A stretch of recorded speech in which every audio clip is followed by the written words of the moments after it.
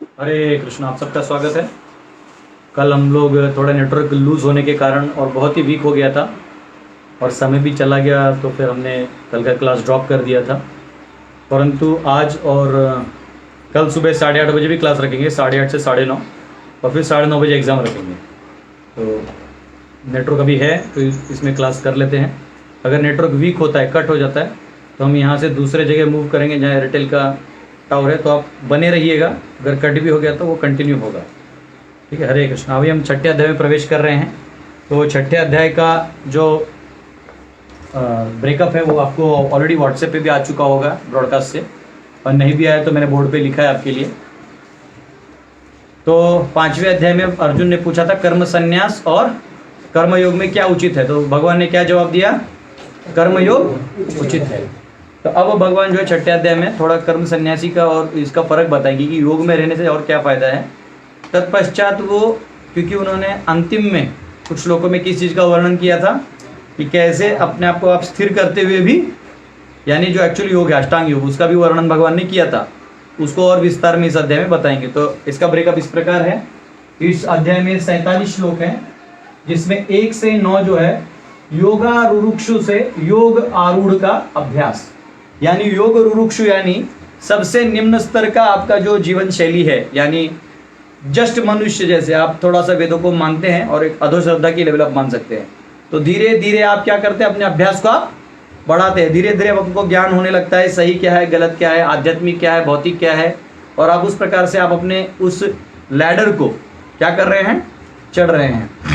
ये प्रथम है योग रुरुक्षु, योग आरूढ़ यानी सबसे टॉप मोस्ट। ठीक है, तो लैडर के बारे में भगवान यहाँ बताने वाले हैं।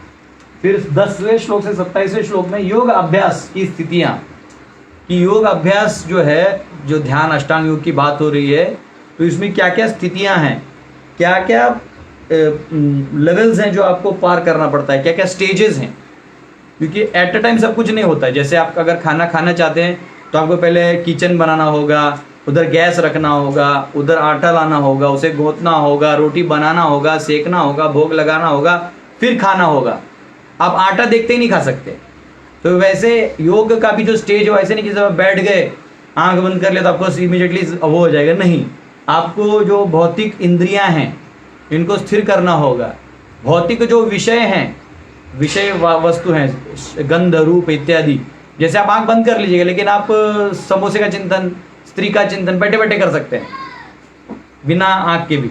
तो इसलिए उन विषयों से धीरे धीरे अपने चित्त को पीछे लेना, फिर पीछे करते करते करते करते अपने आप में स्थित होते हुए जो कैवल्य है, यानी जो भगवान पुरुष हैं, उनका चिंतन करना, अथवा प्रधान रूप में इन भौतिक ब्रह्म ज्योति का रूप हो जाएगा प्रधान, मूल रूप सभी धातुओं का प्रधान ब्रह्म बन जाएगा।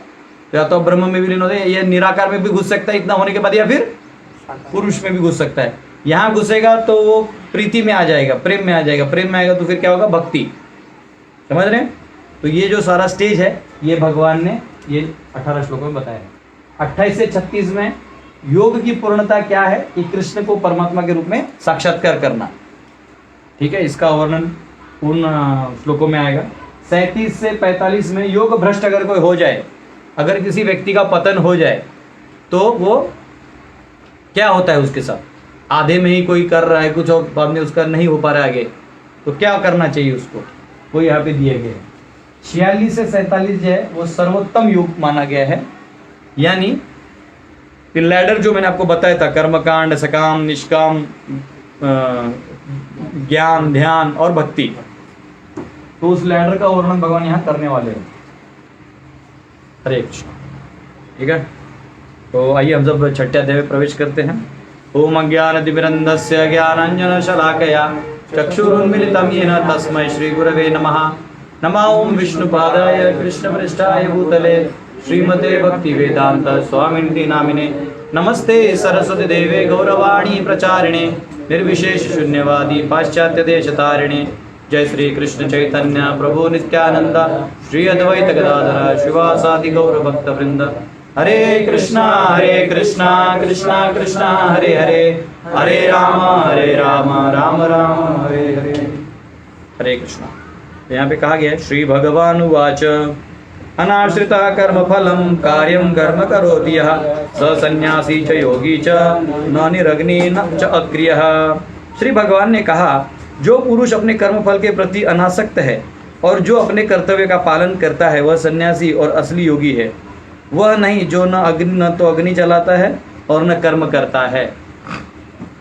तो अग्नि कौन सा होता था? अग्निहोत्र होता है ना, तो हर व्यक्ति का कर्तव्य, इवन आप अगर संन्यास ऑर्डर में भी जाते हैं तो कुछ आपके वो होते हैं जिससे आप अपने आप को, वो भी आप नहीं कर रहे हो, मतलब निष्क्रिय हो गए हो। तो भगवान प्रभुपाद यहाँ पे, या भगवान भी यहाँ पे उनकी बात कर रहे हैं जो ज्ञान होने के बाद निष्क्रिय होने की बात करते हैं। आपको याद है ना, गिरने वाली बात की थी मैंने, ये उनकी बात कर रहे हैं। अगर आप वो कर रहे हो तो आप सन्यासी नहीं हो। ये अब भगवान भी यहाँ पे एकदम स्टैम्प मार के कह रहे हैं कि आप सन्यासी नहीं। तो सन्यासी कौन हो? तो देखो कहा, क्या कहा गया है, जो पुरुष अपने कर्म फल के प्रति अनासक्त है, फल आ गया उसके प्रति आसक्त नहीं है, और अपने कर्तव्य का पालन करता है। तो अपने कर्तव्य, अगर सन्यासी भी है तो सन्यास के भी तो धर्म है, उसका भी पालन आपको करना पड़ेगा। निष्क्रिय बन जाओगे। वर्णाश्रम में ऐसी कोई स्थिति नहीं है जहां आप निष्क्रिय हो सकते हो, क्योंकि उसका मूल सिद्धांत है कि आत्मा क्रियाशील है और वो जो शरीर है उसका कोई गुण है, उस माध्यम से वो क्रियाशील हो तो अत्युत्तम। अन्यथा आध्यात्मिक रूप से भी अगर हो तो वहां से क्रियाशील होना पड़ेगा, इंद्रियों के माध्यम से भगवान का सेवा करना पड़ेगा। इसको नींद है मनन कर रहे हैं तो ठीक है। तो ये फर्क है, समझ में आ रहा है? तो वो सन्यासी कहलाएगा। ठीक है, ठीक है। दूसरा खोलिए। हाँ, यहाँ पे चैतन्य महाप्रभु समझाते हैं, प्रपद भी लिखते हैं। वो कहते हैं, न धनम न जनम न सुंदरिम कविताम वा जगदीश कामये मम जन्मनि जन्मनीश्वरे भवतात भक्ति रहे तो की कोई। हाँ, तो प्रपद यहाँ पे समझाते हैं कि व्यक्ति को न धन की आशा होनी चाहिए, न जन की, न फॉलोअर्स की। तो कुछ लोग ट्रांसेंडेंस के एक लेवल तक आ भी जाते हैं, लेकिन इसकी आशा बहुत करते हैं। वो अपने आप को फेमस करवाना चाहते हैं, फिर वो मीडिया को पैसा देते हैं, प्राइम टाइम पे बोलना चाहते हैं, और ऐसे बात बोलेंगे जैसे कि ओ माय गॉड यही हमारे गुरु हैं। तो वो फेम लाना चाहते हैं, उनको ना फेम से मरना है, तो उन्हें वो प्राप्ति नहीं होती, फेम प्राप्त हो जाता है। तो चैतन्य महाप्रभु उसके पीछे भी मत भागो। न धनम न जनम न सुंदरिम कविताम वा जगदीश कामये। तो मुझे क्या चाहिए? मम जन्मनि जन्मनीश्वरे भवतात भक्ति रहे तो आपकी भक्ति मुझे जन्म जन्म चाहिए। दूसरा श्लोक, यम संन्यासम इति प्राहुः योगम तम विद्धि पांडव न यन्यस्त संकल्पो योगी भवति कश्चन। हे पांडुपुत्र, जिसे संन्यास कहते हैं उसे ही तुम योग अर्थात परब्रह्म से युक्त होना जानो, क्योंकि इंद्रिय तृप्ति के लिए इच्छा को त्यागे बिना कोई कभी योगी नहीं हो सकता। मतलब अगर तुम कोई भी योग की बात करते हो तो बेसिक क्या है? इंद्रिय तृप्ति को त्यागना।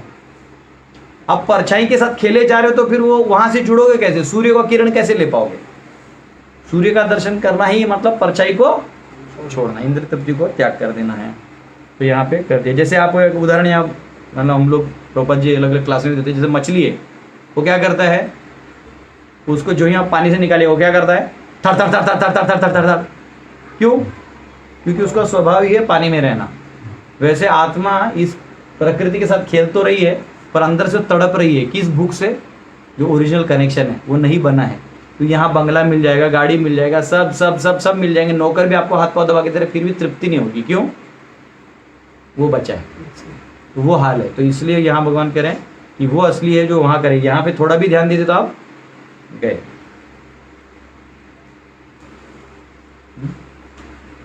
और इसलिए यहाँ पे कहा गया कि कृष्ण भावना मोहित व्यक्ति जो है वो योगी भी है और सन्यासी भी। योगी क्यों है? भगवान से जुड़ा है। और सन्यासी क्यों है? क्योंकि इधर का असली त्याग उसी ने किया। आरुरुक्षो मुनेर्योगम कर्म कारणमुच्यते योगारूढ़स्य तस्यैव क्षमा कारणमुच्यते। अष्टांग योग के नव साधक के लिए कर्म साधन कहलाता है और योग सिद्ध पुरुष के लिए समस्त भौतिक कार्यकलापों का परित्याग ही साधन कहलाता है। वो कह रहे हैं यहाँ पे कि basically for one who is neophyte, eightfold Ashtanga Yoga system is said to be the means, and for who has already attained yoga, cessation of material activities is said to be the means. तो जो अष्टांग योग प्रारंभ करते हैं उनके लिए क्या means है? उनके लिए ये जो सिस्टम है जो चालू हो रहा है ये उसका माध्यम है वो छोड़ने का। और जो ऑलरेडी योग प्राप्त कर चुके हैं उनके लिए क्या है? सेसेशन, इधर से सब छूट जाता है अपने आप, इनका चालू हो रहा है छोड़ना और उनका, तो ये स्टेज आ गया योग रुरुक्षु, ये चालू ही किया है और ये पहुंच गया, ये फर्क है। ठीक है, तो ऐसा कहा गया है ज्ञान ध्यान और भक्ति जो है वो लैडर है और बिगिनिंग योग वृक्ष है और एंड योगारूढ़ है। हरे कृष्ण। चौथा लीजिए, यदा हीनेन्द्रियार्थेषु न कर्म स्वनुसज्जते सर्वसंकल्प संन्यासी योगारूढ़स्तदुच्यते। जब कोई पुरुष समस्त भौतिक इच्छाओं का त्याग करके न तो इंद्रिय तृप्ति के लिए कार्य करता है और न सकाम कर्मों से प्रवृत्त होता है वह योगारूढ़ कहलाता है। तो योगारूढ़ कौन कहलाएगा? Yoga when renounced all material desires, he is neither acts for sense gratification nor engages in fruitive activities। जो वो समझ जाता है तो क्या करता है? हाँ, इनसे वो हट जाता है। ठीक है, और वो जो फल की मतलब जो कर्म कांड का स्टेज देखा था ना, वो छोड़ देता है, सकाम कर्म भी छोड़ देता है, उसके पीछे भागता नहीं।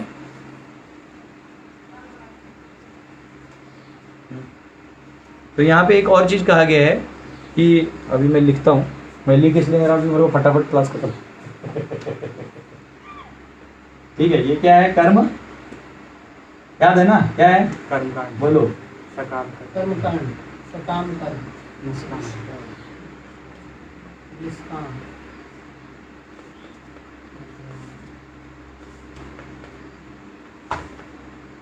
फिर ज्ञान,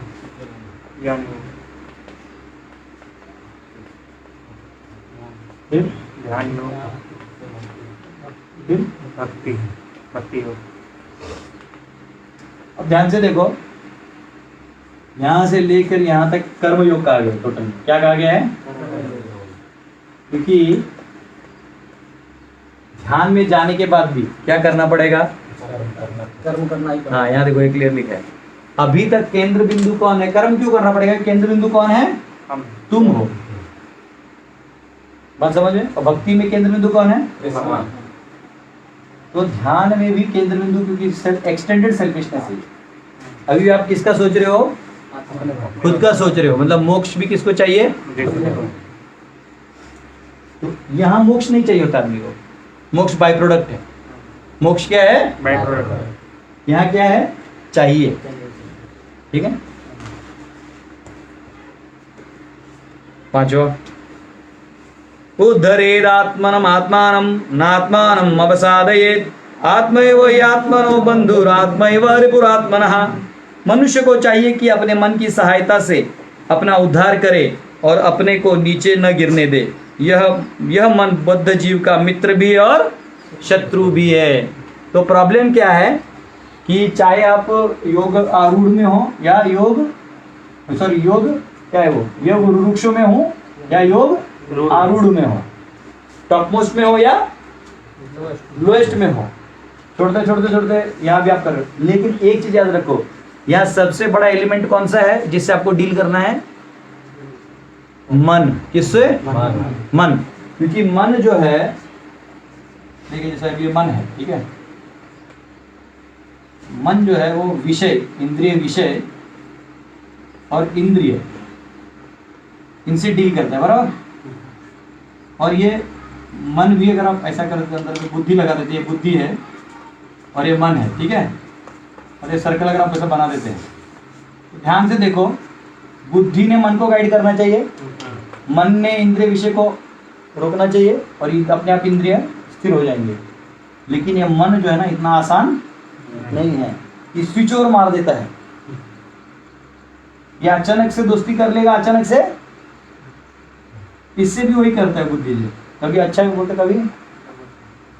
तो कह रहे हैं ये मन ही तुम्हारे बंधन का कारण है, इसलिए मन पे ही केंद्र रखो। अब वो अगले श्लोक में मन की शक्ति के बारे में बताएंगे, ठीक है।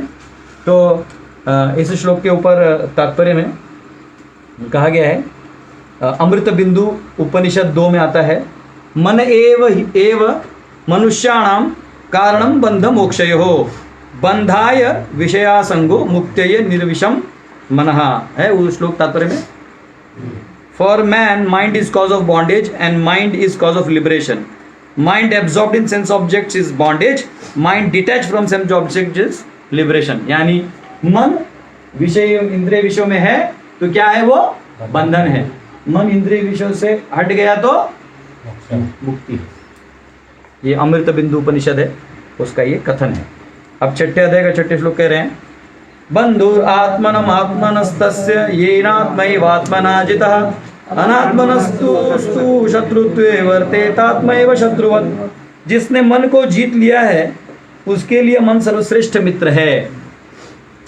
जिसने इसको जीत लिया है मन को जीत लिया उसके लिए मन क्या है सर्वश्रेष्ठ मित्र है। और जिसने और अपने को सॉरी यहाँ पे किंतु जो ऐसा नहीं कर पाया उसके लिए मन सबसे बड़ा शत्रु बना है। शत्रु क्यों बना है? क्योंकि असली सुख यहाँ है आत्मा में, उसका भोग वो करने नहीं देगा और चेतना को कहाँ लगा के रखेगा? हाँ। जो चित्त होता है ना, चित्त, लोग पूछते हैं सर ये चित्त क्या है, चेतना क्या है, पूछते हैं लोग।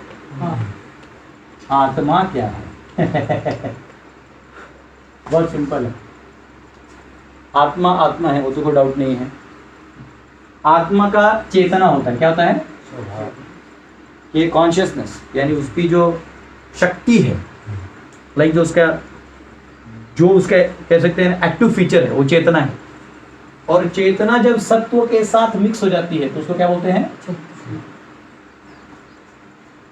इस संसार का जो सत्व गुण है उसमें चित्त स्वरूप से वो सब जगह फैल जाता है। इसलिए ना अपने चित्त को काबू में रखो। चेतना आपको सेंसेशन देती है, उसमें चित्त जो है वो इंटेलिजेंस फॉर्म में काम करती है। तो योग का पहला काम ही चित्त पे कंट्रोल करना, आएंगे उस पर। तो बंधु ये क्या कह रहे हैं कि तुम अपने को ही, ये जो चित्त है तुम्हें यहाँ खींच के ले जा रहा है, तो तुम अगर इससे दोस्ती कर लेते हो, यानी इसको कंट्रोल में कर लेते हो, तो क्या करेगा? यही चित्त से वो कहाँ काम करेगा? अंदर के सर्कल में, समझा? अभी वो क्या कर रहा है? फैला रहा है अपना रायता सब जगह, और बहुत चित्त करते जा रहा है, फिर परेशान हो रहा है। समझ रहे हो ना? सब जगह लगा रहा है। ठीक है, अभी इतना समझो, टेंशन मत लो। जब षड दर्शन आएगा तो पूरा पातंजलि योग सूत्र पढ़ाऊंगा आपको, तो आपको पूरा एक ही दिन में योगा एकदम गायब कर दूंगा। जिनको मैनेजमेंट से प्रॉब्लम, रूम में बैठ के ध्यान योग पालन कर सकते हैं। जिसको रोटी नहीं बनाना है वो ध्यान योग कर सकते हैं। उसको अलाउड कर देंगे, क्योंकि फिर उसको रोटी का भी जरूरत नहीं होगा ना। ठीक है, हरे कृष्णा। तो देखता हूँ कुछ हो गया। ठीक है, 7वां श्लोक खोलिए। जीतात्मनः प्रशान्तस्य परमात्मा समाहितः शीतोष्ण सुख दुखेषु तथा मानापमानयोः। जिसने मन को जीत लिया उसने पहले ही परमात्मा को प्राप्त कर लिया है, क्योंकि उसने शांति प्राप्त कर ली है। ऐसा पुरुष के लिए सुख दुख सर्दी गर्मी एवं मान अपमान एक से हैं। क्योंकि सुख दुख मान अपमान कहाँ से आता है? अनुभव यहाँ से आता है। मन इसको आइडेंटिफाई कर रहा है, इसलिए यहाँ से आता है। मुझे ऐसे बोल दिया, ऐसे यहाँ समझो, आपका इंद्रिय काला है। अगर एक काले और हमारा मन चित्त कहाँ लगा रखा है? यहाँ पे, तो उसको क्या लगेगा? उसको डिफरेंस मालूम है, गोरे लोग ज्यादा वैल्यूबल होते मार्केट में, तो उसको सुख दुख का अनुभव होने लगेगा। लेकिन उसका चित्त अंदर में लगा है तो उसका यहाँ का आवाज भी सुनाई नहीं देगा। बोले काले, वो हंसेगा, बोले वो मैं नहीं हूं, वो मैं नहीं हूं। टकलिया कौन है? वो मैं नहीं हूं, वो कोई और है जिसका तू बात कर रहा है। जो सोच रहा है वो है, जो नहीं सोच रहा है वो नहीं। जैसे आपका जन्म हुआ, हाँ, तुम्हारा बचपन में तुम जब माँ के गर्भ में थे तो तुम्हारा नाम क्या था? कुछ नहीं। जब तुम जन्म लिए, पैदा हुए, तुम्हारा नाम क्या था? तभी भी कुछ नहीं था। 21-22 दिन बाद घर वाले आए सब लोग, कोई खिलौना लेके आया, कोई भालू लेके आया, नीरज तुम नीरज। रोज सुबह शाम उठ रहे, हर कोई नीरज नीरज ही कर रहा है। नीरज में हाँ? तो ये मन कहाँ था? तभी तो भोंदू था, इसका कान में डाल डाल के कहते नीरज तू है। अब बोलता है नीरज मूर्ख है। हाँ? ऐसा फीलिंग क्यों आया? उसका चित्त कहाँ पे था? वो इधर से आइडेंटिफाई कर रहा है। अब इन इंद्रियों से मिले हुए आइडेंटिटी ये सब बढ़ते जाएगा, मतलब सर्कल। अब इस सर्कल को बढ़ाते जा सकते हैं, चाहे तो थोड़ा समझाने के लिए बना देता हूं।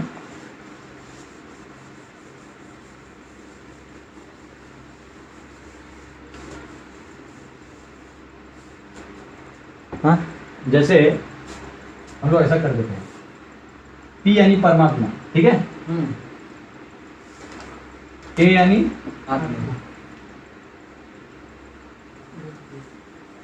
अभी इसको ईगो रखते हैं, क्या है?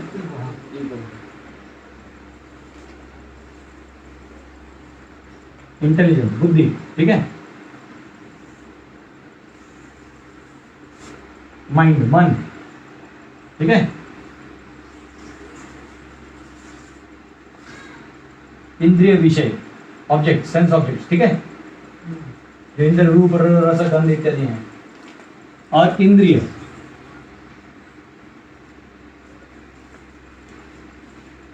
ये हो गया एक सर्कल। इसके बाहर जितना भी आपका है एक्सटेंडेड है, नेशनैलिटी, समझ रहे हो, मेरा देश, मेरा राज्य, मेरा फलाना ढिमका, मेरी बीवी, मेरे बच्चे, मेरा भाई, मेरी बहन, टाटा टाटा, मेरा बैंक अकाउंट, मेरा। और कुछ लोग उसमें ईगो रखते हैं। तुम जानते हो बेस्ट अकाउंट कौन सा है? बैंक, ये वाला बैंक है। क्यों? तो उसमें मेरा पैसा है। वो बोलेगा नहीं नहीं नहीं, वो IDBI अच्छा है। बोलेगा नहीं ICICI अच्छा है। बोलेगा नहीं SBI अच्छा है। अंदर बैठ के तीनों के मालिक एक ही है, क्योंकि शेयर होल्डर इधर उधर बस। तो इसको बोलते हैं एक्सटेंडेड सेल्फिशनेस। क्या बोलते हैं? ये हो गया सेल्फिशनेस, ये इधर से लेके यहां तक, ये हो गया इनकी इच्छाओं को पूरा करना सेल्फिशनेस, इसको एक्सटेंडेड सेल्फिशनेस। और ये इधर से जब आप इधर लगा के आपका केंद्र बिंदु यहां होने लगेगा, तभी कहलाएंगे आप लिबरेशन की तरफ जाने वाले व्यक्ति। बात समझ रहे हैं? तो यहां से यहां क्या था? चित्त लगा हुआ था। वो चित्त यहां लगा कि ये बैंक बहुत अच्छा है। पता चला कल को कि सरकार ने डिक्लेयर कर दिया कि ये फलाना फलाना बैंक बेकार है। ओह, क्योंकि आपका अकाउंट है था। आपका अगर अकाउंट यहाँ नहीं होगा तो कुछ नहीं लगेगा। समझ लो? तो हमारा देहात्म बुद्धि यहां तक है, और ये एक्सटेंडेड देहात्म। तो भगवान यहाँ क्या कह रहे हैं कि अगर तुम इस मन को नियंत्रण में कर लेते हो, मतलब उस चित्त को यहाँ से निकाल के यहाँ की तरफ लगाते हो, बुद्धि के माध्यम से आत्मा को जानते हुए परमात्मा से संबंध बनाते हो, ये एंगल हो, तो ऑलरेडी आप परमात्मा को जान चुके हो। ट्रांसलेशन वापिस पढ़ो, जोर से पढ़ो, ऑनलाइन वाले भी अपनी जगह पढ़ो। जिसने मन को जीत लिया है उसने पहले ही परमात्मा को प्राप्त, जिसने मन को जीत लिया है उसने पहले ही परमात्मा को प्राप्त कर लिया है। क्यों? क्या होगा? मन एक्टिव है। मन एक्टिव है ना, इनएक्टिव तो रहेगा नहीं। अगर उसको बाहर से बंद हो गया तो कहाँ जाएगा? अंदर। लेकिन देखो मन कैसे करता है। किसी बच्चे को समझो खेल रहा है, कहीं पे कुछ कर रहा है, उसको डांट दो, ऐसा मत करो, फिर वो जाके ना बिल्कुल ही नहीं खेलेगा। देखा हमने अपना हम लोग भी किसी को डांट देते हैं तो चुप हो, छोड़ दो तो पूरा फैल जाता है। वो ये भी तोड़ देगा, तो बल्ब भी तोड़ देगा, सब तोड़ फोड़ के आ जाएगा, साइड वाले आंटी को मार के आ जाएगा, कुछ भी करके आ सकता है। अब कंट्रोल करो, ऐसे नहीं आज को आप घर के बाहर मत जाना। तो एक्चुअली वो क्या कहना चाहते हैं, बेसिकली मस्ती मत करो, आज हम जाएंगे, दरवाजा बंद करके हम जाएंगे बाहर, बढ़ जाता है। ये बहुत बड़ा प्रॉब्लम है। एक्चुअली मन को कंट्रोल करना वैसे पत्नी को कंट्रोल करना है। डांट दिया, आज हम खाना नहीं बनाएंगे, सर भूखा, अरे भैया नहीं ऐसा नहीं बोला था, नहीं हम बनाएंगे नहीं। अच्छा कुछ भी बना बोले तो फिर करेला खिला रहे, तुम्हें क्या है? समझ नहीं रहे करना क्या है। बात समझ रहे हो? तो ये होता है वैसे बच्चों जैसे चाइल्डिश मन। तो मन को क्या है, कंट्रोल करो, और एक्चुअली उसको इंटेलिजेंटली, ये इंटेलिजेंस को इस्तेमाल करते हुए अंदर जाओ। ठीक है? तो ऐसा व्यक्ति भगवान कह रहे हो कहां पहुंच जाएगा? अपने आप परमात्मा। इसलिए भगवान ने यह क्लियर कर दिया कि योग का अंत क्या है, किसका दर्शन होना चाहिए। क्योंकि जो ध्यान योगी है ना, उसके पास लास्ट में जाके दो ऑप्शन बचते हैं, एक तो वो ब्रह्म ज्योति में विलीन हो सकता है या परमात्मा का रूप समझते हुए भक्ति में प्रवेश कर सकता है, क्योंकि कैवल्य में उसे प्रधान दिखाई देते हैं। यानी ब्रह्म ज्योति जो है उसको ओरिजिनल फॉर्म प्रधान है, और ये उसका कवर्ड फॉर्म है जो आपको दिख रहा है, मैटर धातु वातु जो दिख रहे हैं ना, ये उसका कवर्ड फॉर्म है। ये भी ब्रह्मन, ये भी सब ब्रह्मन है, लेकिन आपको आप मुक्त नहीं इसलिए देख नहीं पाते। तो उसका देखो ऑप्शन है, परमात्मा का दर्शन करके प्रेम में गिर के भक्ति कर सकता है, अन्यथा वो प्रधान में अपने आप को आर्टिफिशियली मर्ज कर सकता है। तो वापिस वही जो ज्ञान योगी का डर है वो नीचे ज्ञान योगी को भी आ जाता है। वो बात का विषय प्रभी इतना समझ लीजिए। ठीक है, 8वां, ज्ञान विज्ञान तृप्तात्मा कूटस्थो विजितेन्द्रियः युक्त इत्युच्यते योगी समलोष्टश्म कांचनः। वह व्यक्ति आत्म साक्षात्कार को प्राप्त तथा योगी कहलाता है जो अपने अर्जित ज्ञान तथा अनुभूति से पूर्णतया संतुष्ट रहता है। ऐसा व्यक्ति अध्यात्म को प्राप्त तथा जितेंद्रिय कहलाता है। वह सभी वस्तुओं को कंकड़, चाहे वो कंकड़ हो, पत्थर या सोना, एक समान देखता है। यानी उसको इधर का भी कोई भी चीज ज्यादा वैल्यूएबल निरागस हो जाता है। ये स्थिति बहुत डेंजरस होती है। यहाँ से मन को यहाँ से निकाल के यहाँ ले जाने में बहुत तकलीफ होता है। क्यों मालूम है? ये हर एक को अनुभव होगा, चाहे भक्ति योग करो, ध्यान योग करो, कर्म योग करो, क्योंकि कर्म योग में भी सकाम से निष्काम करने में बहुत तकलीफ होता है। अब कोई भी योग में उठाना है तो मन की शक्ति से उठाना पड़ता है, क्योंकि आदमी द्वंद्व में हो जाता है, क्या मुझसे होगा कि नहीं होगा। अरे वो सोचता है सकाम से मैं निष्काम तो कर रहा हूं, पर अगर कहीं ऐसा ना हो कि सकाम सही था, टेंशन में रहता है। तभी उसको फेथ होना चाहिए, दूसरों को देख के उसे फेथ आता है, थोड़ा मन करता है, तो मन के माध्यम से वो लेवल उठाता है। यहाँ भी इंद्रिय विषयों को छोड़ देगा, अब पता चला अंदर भी कुछ नहीं प्राप्त हो, बाहर का एसेंस को एंजॉयमेंट भी चला गया, तो मन बहुत डरा हुआ रहता है, मन बहुत डरता है। तो मन जो है इसको अगर आप अंदर कर देते हो, जितेंद्रिय हो जाते हो, तो यहाँ क्या कहा गया है, फिर आप वो अनुभव आ जाता है कि ये सब क्या है, सब बकवास था। मैं बकवास का टाइम पास कर रहा था, मैं बाहर की दुनिया को देख रहा था, और सुख कहाँ है, अंदर में। ये तो इसलिए योगी इस स्थिति में कोई भी जाता है, जैसे भक्त भी जाते हैं, तो भक्त भी जो है भजन वजन करते तो अपने आप ही निरागस हो जाता है, लेकिन फिर भी लगता है नहीं अरे कहीं मैं कुछ भूल तो नहीं गया। कुछ लोग देखो ऐसे हो जाते हैं डिवोटी, नहीं मैं थोड़ा और एंजॉयमेंट करके आता हूँ। हाँ, वो पहले जाता है, धोती कुर्ता खोलता है, टिप पिक्चर देखता है, हाँ मैं बर्बाद हो गया, ठीक है ना। एक बार एक भक्त था मंदिर में, फॉरेन में, प्रभुपाद के समय में, तो वो ज्वाइन तो कर लिया टेम्पल, बहुत अच्छा डिवोटी था, ग्रंथ वितरण करता था, कीर्तन करता था। उसका मैनेजर से लड़ाई हो गया, मैनेजर लोगों से, तो कोई तो प्रेसिडेंट उसको कुछ बोल दिया, वो निकल गया मंदिर से, बोला अच्छा वो मैं नहीं करूँगा ऐसा, अब मैं बहुत ज़्यादा हरी भक्ति कर लिया, अब मैं जाके भोग ही कर लेता हूँ। तो धोती कुर्ता उतार दिया, शर्ट पैंट पहन लिया, थोड़ा बाल वाल बड़ा कैसा जा रहे थे, बोला मैं सिटी में भी नहीं रहूँगा, मैं एयरपोर्ट से निकल जाता हूँ। ये एयरपोर्ट गया, उधर भी एक ड्यूटी, इसको सर यू लाइक गीता, मनी मन बोला अरे मैं तो यही करता था, भाग गया इधर से। फिर वो गया, फ्लाइट में बैठा तो कोई और डिवोटी पैसेंजर तो उसके साइड में आके बैठ के हरे कृष्णा बोलता क्या है यार, मैं सब छोड़ रहा हूँ, ये पीछे ही लगे सब। फिर वो बोला मैं अभी मूवी थिएटर जाता हूँ, बस वो मूवी थिएटर गया और पिक्चर देख रहा, उसमें भी उन्होंने मूवी देखा हरे कृष्णा हरे राम, बोलते क्या है, और वो वीडियो में वो भी था, उन्होंने वो क्लिप मूवी वाला निकाल कर डाला था। वो वापिस टेम्पल गया, बोलता है मैं वापिस आना चाहता, बोला अरे इतने गुस्सा क्यों करने का, आ जा। तो उसको समझा कि अगर मैं भक्ति में एक फायदा क्या कि अगर आपको यहाँ का अनुभव लेने भी चले जाइएगा तो भगवान बहुत डेंजरस है, पाँव खींच के ले आते, चल पागल कहीं का। बाकी सब में नहीं करते, ध्यान योग में नहीं करते, आपके ऊपर छोड़ देते हैं, क्योंकि वहाँ केंद्र बिंदु कौन है, आप है, आप करता है। भक्ति में भगवान करता है, तो भगवान बोलते मेरे पे छोड़ा ना, तू जाएगा कैसे। भगवान भक्ति में एनओडी में आपने पढ़ा होगा, भक्ति मार्ग कैसा है, जैसे सांप है उसका जो विषारी दांत होते हैं उसी को निकाल देते हैं।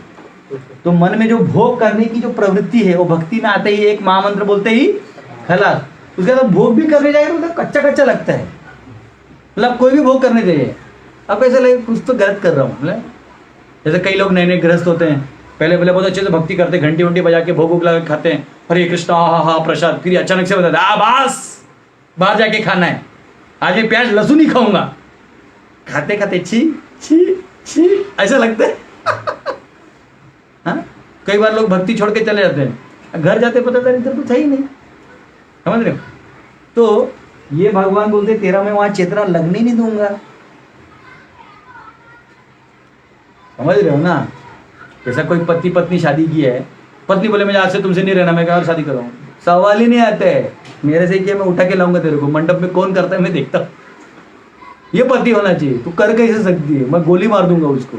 पत्नी बोले यार क्या है, कैसा आदमी, मेरे को छोड़ नहीं रहा, आके रहेगी। ऐसे मन है।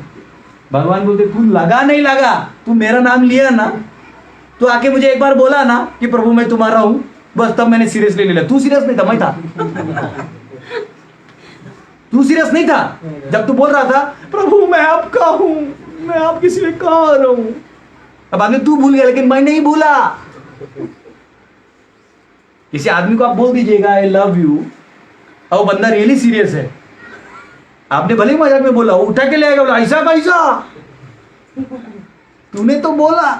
क्योंकि भगवान टोटली चेतन है, आप अचेतन भी और चेतन भी हो, लेकिन आप फिलहाल तो जो भी बोल रहे हो मिक्स में बोल रहे हो, भगवान उसको सीरियस ले रहे हैं। भगवान राम जी के पाँव में कांटा गया ना, तो माँ सीता निकालो, बोले मत निकालो, एक बार मेरे शरण में कांटा भी आ जाए तो मैंने नहीं छोड़ता। तो यहाँ तो तुम खुद अपना मन फन सब ले रहे हो, प्रभु मेरा मन आप में लगाए, कृपा करिए। बोलते बेटा रुक, तू इतना बोल दिया ना, तू देख, बाकी मैं देखता ही हूँ। आज तक का रिकॉर्ड है, बहुत लोगों को उद्धार किए। समझ रहे हो ना? इसलिए भक्ति में फायदा क्या है, अष्टांग योग में भी थोड़ा दिक्कत होता है इधर उधर जाने में।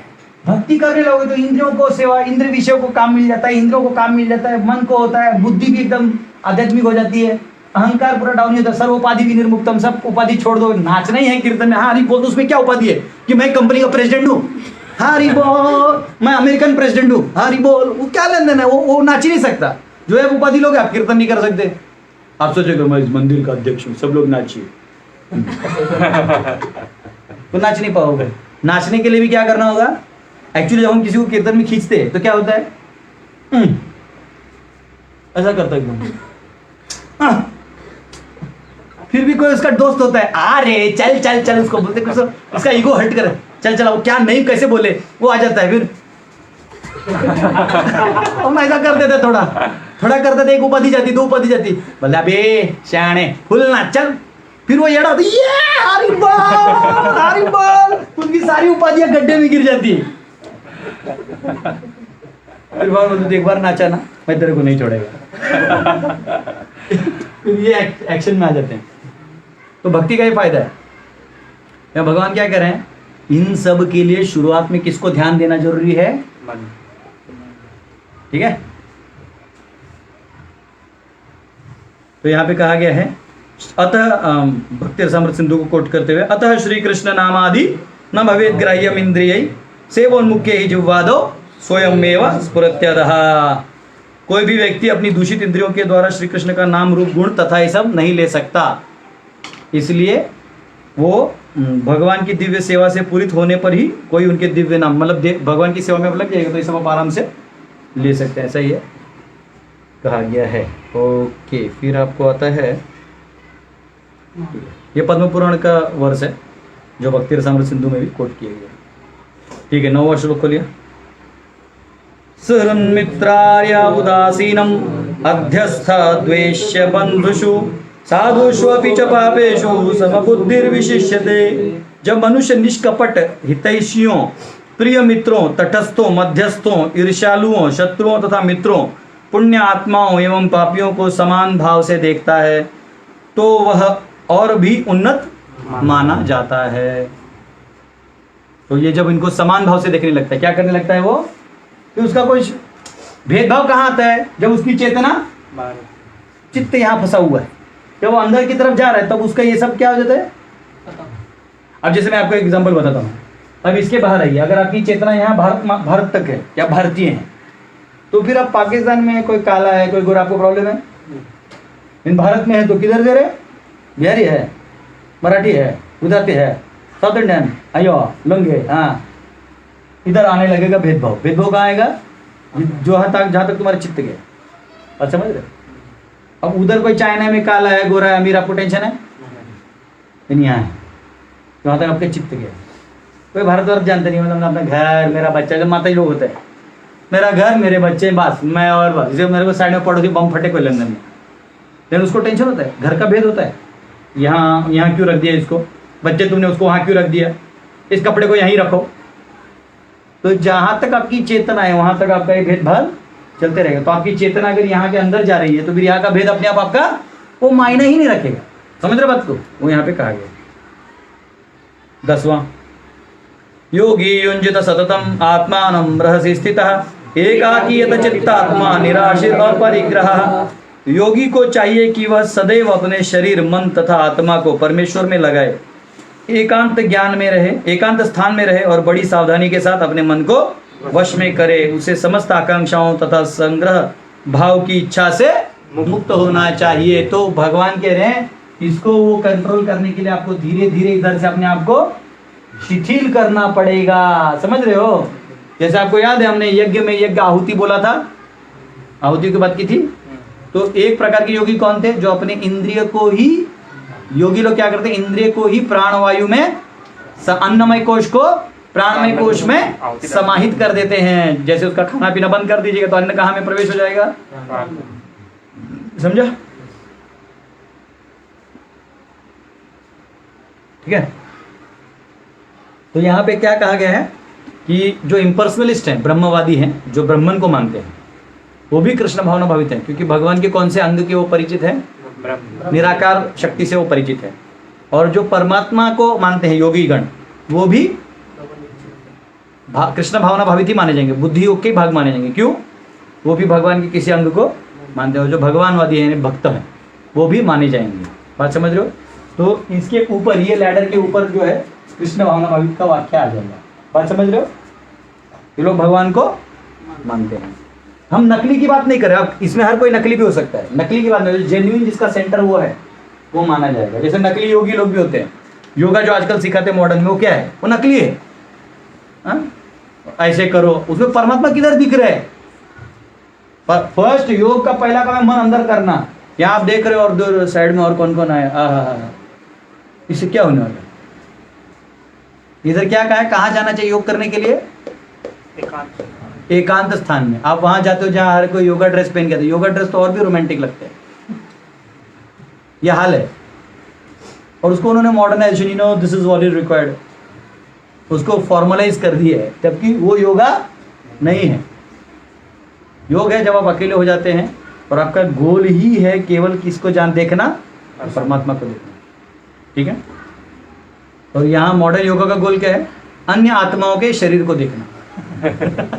और उन आत्माओं का गोल क्या है कि मेरा शरीर सुडौल होना, यानी ये एब्स है वो अंदर चले जाना, इधर की मोटी चर्बी निकल जाना और शरीर का आकार आ जाना, तो थोड़ा बॉडी वॉडी बन जाना। हाँ, वो योगा टीचर आता है ना, वो जानबूझ के इतना तक पहनता था कि दिखे।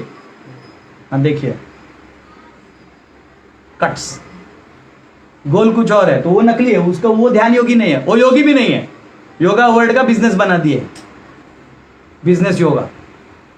भक्ति योगा खत्म हो गया, अब बिजनेस योगा। अज्ञान का भंडार, ये बुरा हाल चल रहा है। ठीक है, ये 10वां श्लोक था।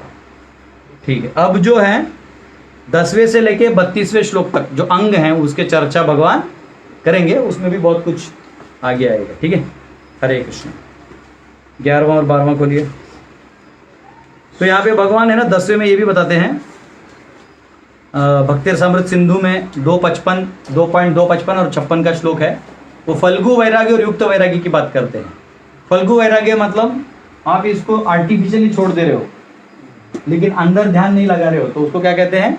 फल्गु वैराग्य। युक्त वैराग्य यानी आप जानते हो भगवान का ऐसा है, उसको उसी में इस्तेमाल कर लोगे तो क्या हो जाएगा? आपका अनासक्ति भी चला जाएगा, तो आसक्ति भी चला जाएगा, पॉजिटिवनेस चला जाएगा और आपका चेतना भी अंदर जाएगा, वो ज़्यादा एक्टिव है। ठीक है, 11-12 खोलो। अब इसमें प्रोसेस बताया गया है कि अब आपको एकांत स्थान आप चले गए, अब क्या क्या करना है सुनिए। शुचौ देशे प्रतिष्ठाप्य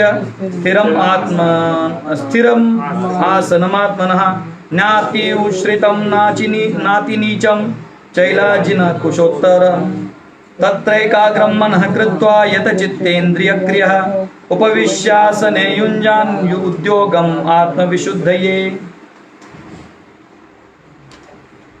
योग अभ्यास के लिए योगी एकांत स्थान में जाकर भूमि पर कुशा बिछा दे। पहला काम क्या करना है? कुश बिछाना है। हाँ, कोई भी मखमली वाला चीज बिछा लोगे तो फिर इंद्रियों को वो कहते हैं, कुश जो है पवित्र है, भगवान वराहदेव के उससे निकला है। वराहदेव जब ऐसा किए थे ना, वो जो गिरा था बाल वो कुश ग्रास बन गया, इसलिए वो पूजा इत्यादि में इस्तेमाल होता है। और फिर उसे मृग छाला से ढके, जो हिरण है मृग है उसके जो नेचुरली मर जाता है उसका जो खाल होता है वो योगी लोग को मिल जाता है, उसको लेके बिछाए। तथा ऊपर से एक्चुअली मृग छाला है ना वो इतना पावरफुल है, कहते हैं कि उस पर ना आगे कीड़े वीड़े नहीं आते। जैसा बाकी कुछ भी छाल ले लीजिएगा ना उसमें कीड़े वीड़े आ सकते हैं, मृग छाल जो है उसको कीड़े एंटीबॉडी टाइप है वो, मतलब ये सब से, तो आप उस पर बैठ के अगर करते तो कीड़े मच्छर ये सब आते नहीं, तो आपको ध्यान करने में प्रॉब्लम नहीं आएगा। ढके, ऊपर से मुलायम वस्त्र बिछा दे, उसके ऊपर एक मुलायम वस्त्र बिछा दे। आसन न तो बहुत ऊंचा हो, ज्यादा ऊंचा भी नहीं होना चाहिए, नहीं तो अहंकार वो होने लगेगा, न अति नीचा। यह पवित्र स्थान में स्थित हो। पवित्र स्थान कहाँ कहाँ है? ऋषिकेश, हरिद्वार, मथुरा, वृंदावन, ऐसे सब स्थान में आप जा सकते हो। योगी को चाहिए कि इस पर दृढ़ता पूर्वक बैठ जाए और मन, इंद्रियों तथा कर्मों को वश में करते हुए तथा मन को एक बिंदु पर स्थित करके हृदय को शुद्ध करने के लिए योग अभ्यास करे। तो हाँ, यहाँ पे प्रभुपाद जी पूरा सिस्टम समझाते हैं और क्या क्या करने बोलते हैं।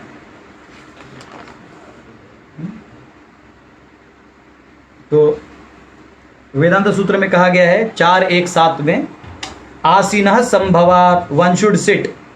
हाँ, अगर आप खड़े हो या सो रहे हो और योग कर रहे हो तो आप योग नहीं कर रहे हो। कई लोग जाते हैं ना योगासन क्लास में, तो उनको सबसे आसन कौन सा अच्छा लगता है? शवासन बोलते हैं ना, आराम से सो जाओ, हाँ अब ठीक लग रहा है प्रभु जी। हाँ? तो हमारे ड्यूटी देखो, बाकी आसन करने करे, शवासन अच्छे से कर लेते हैं।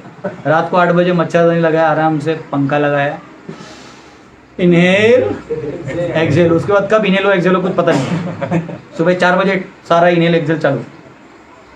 एक्चुअली डिवोटी है जिनको अच्छे से नींद भी आता है, मतलब भौतिकवादी कर भी रहे हैं, नींद नहीं आ रहा है, हेलोजन लाइट, बल्ब लाइट इतना लगा देते हैं, सब फटते रहता है। डिवोटी सुबह 4 बजे उठता है, कब 8 बजे गिरता है उसको खुद पता नहीं, आंख बंद हो जाता है। हाँ, कुछ डिवोटी तो इतने समाधि में कि 4 बजे भी आंख नहीं खुलता है। फिर भी 8 बजे सो जाते हैं। हमारे डिवोटी को इतना सेवा रहता है, सभी भक्तों को इतनी सेवा करते हैं, ये प्रोग्राम वो प्रोग्राम, इतने लोगों का खाना, मैनेजमेंट, फेस्टिवल, ये वो। और वैष्णव के तो इतने त्यौहार हैं, श्री वैष्णव में तो 365 दिन फेस्टिवल है। हाँ, मध्व संप्रदाय में फेस्टिवल है, गौड़ीय वैष्णव में फेस्टिवल है, फेस्टिवल इतना सेवा, ये सेवा वो सेवा, पता ही नहीं चलता है। हमारे डिवोटी को तो मतलब बाहर वाले आदमी को पिल खा के नींद नहीं आता है, और हमारे डिवोटी को पिल छोड़ो, उसको थोड़ा बोलो कि 2 मिनट का बस गैप है, उतने में वैसे हाँ पूरी सेवा, हाँ चलो, हाँ क्या है। मतलब उतना वो हैंग में भी रहते हो, काम करता है। हमारे कई डिवोटी तो गाड़ी में सो के गाड़ी चला लेते हैं। वो गाड़ी ठुकने के बाद पता चलता है ठोक दिए थे, कैसे हो गया? ये माया देवी का प्रकोप है। मैंने गाड़ी नहीं ठोका।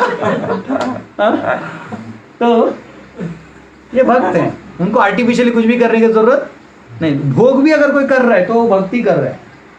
बाकी लोग यही एक पाँव पे खड़े हो जाए, एकांत स्थान में जाए। आजकल एकांत स्थान मिलता कहाँ है? हर एक बोलता है 7 बार मेरे नाम पे, तुम यहाँ से जाओ। जमीन का 7 बार होता है ना, यहाँ क्या बोलते हैं? खतियानी। हर जमीन का अपना कागज होता है। आप योग करिए, बोलते हैं हट यहाँ से, मेरा 7 बार है। बोलता सर 1 फुट नहीं, 1 स्क्वायर फीट 2500 रुपीज। अच्छा। तो आजकल ध्यान भी महंगा हो गया है। आप योग क्लास में जाओ तो फ्री में थोड़ी लेता है कोई।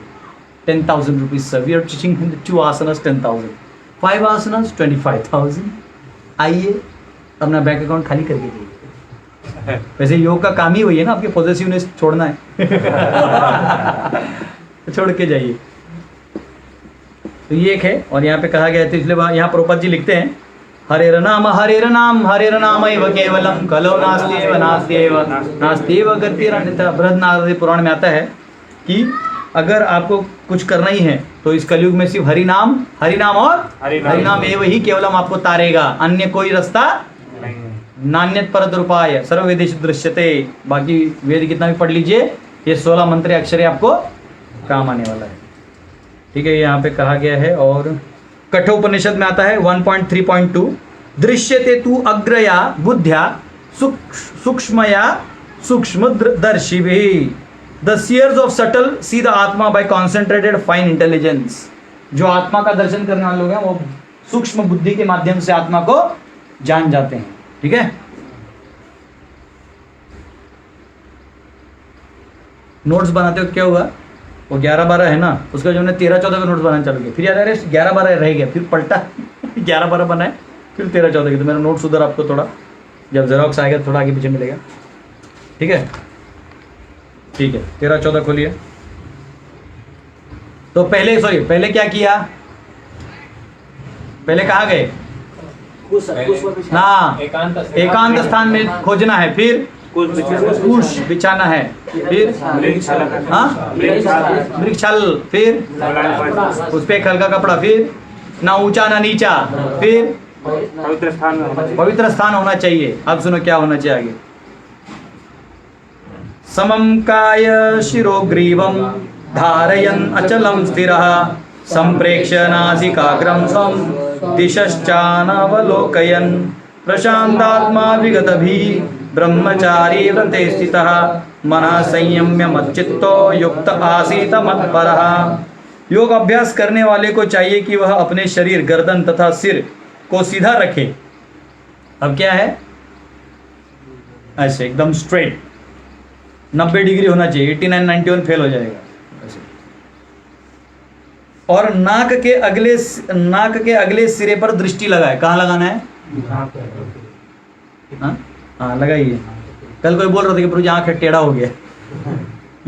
इस प्रकार वह अविचलित तथा दमित मन से भय रहित विषय जीवन से पूर्णतः मुक्त होकर अपने हृदय में मेरा चिंतन करे और मुझे ही अपना चरम लक्ष्य बनाए। अब ध्यान से देखो, ये सब जो बोला है कि यहाँ इंद्रिय विषय हटाए, ये सब अपने वहां से निकाल के लगाए, ये किसको करना पड़ेगा, मन से करना होगा। करना किसको है, आत्मा को, मतलब आपको। तो ये क्या आ गया, कर्ता कौन हो गया, भक्ति में क्या है, आपको सिर्फ ये आपके है, ये समझ जाना है और जीवन के लिए बिता देना। तो अपने आप ये सारा क्या कर देते हैं, ये जो आउटपुट है अपने आप बाई प्रोडक्ट में आते हैं। भक्ति का ये सब बाई प्रोडक्ट है, जो यहाँ पे माध्यम है, जो यहाँ साधन है, वो वहां पे बाई प्रोडक्ट है।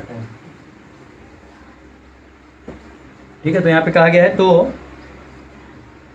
तो किसका दर्शन करना है, प्रभुपाद समझते परमात्मा का। 4 हैंडेड विष्णु फॉर्म आपने पढ़ा ना कल, दूसरे स्कंद के दूसरे अध्याय का 8 से 12 श्लोक पढ़ा, कल लिख के दिया था। कितने ने पढ़ा है, हाथ ऊपर करो, ऑनलाइन वाले भी। डाउट है, तुम लोग पढ़ता नहीं है बस। इसमें 8 अंगुल का कुछ आया क्या, हाँ 8 अंगुल, हाँ इतने हैं भगवान। उसके बचने का मार्ग है। हाँ हाँ, वो जो सब चिन्ह हैं, यहाँ पे हीरा है, मुकुट है, सब है, पीताम्बर वस्त्र है। पढ़ा कल पढ़ा, हाँ फिर काय को फेंक रहे हैं, अपने नोट्स में पढ़ा। नोट्स में पढ़ा। अच्छा नोट्स पढ़ा, ठीक है, चलो जोरदार ताली, इतना तो दे दो। तुम लोग नहीं पढ़ा, मारो ये जो भी ऑनलाइन है, नहीं पढ़ा इधर ऐसे एक मारो, जोर से फट करके मारो। और एक बार जोर से आवाज आना चाहिए, चट ऑनलाइन। अरे इतना प्यार से बोला। vedabase.net 2.2.8 भगवान परमात्मा का पूरा वर्णन है, मैं अभी पढ़ूंगा नहीं, टाइम नहीं है। तो प्रभुपाद यहाँ याज्ञवल्क्य के बारे में कहते हैं, और यहाँ कहा गया कि सेक्युलेटेड प्लेस में क्या करना चाहिए, सेलिबसी को प्रैक्टिस करना चाहिए। क्या प्रैक्टिस करना चाहिए, ब्रह्मचारी व्रते। क्या करना चाहिए, ब्रह्मचारी व्रत करना चाहिए।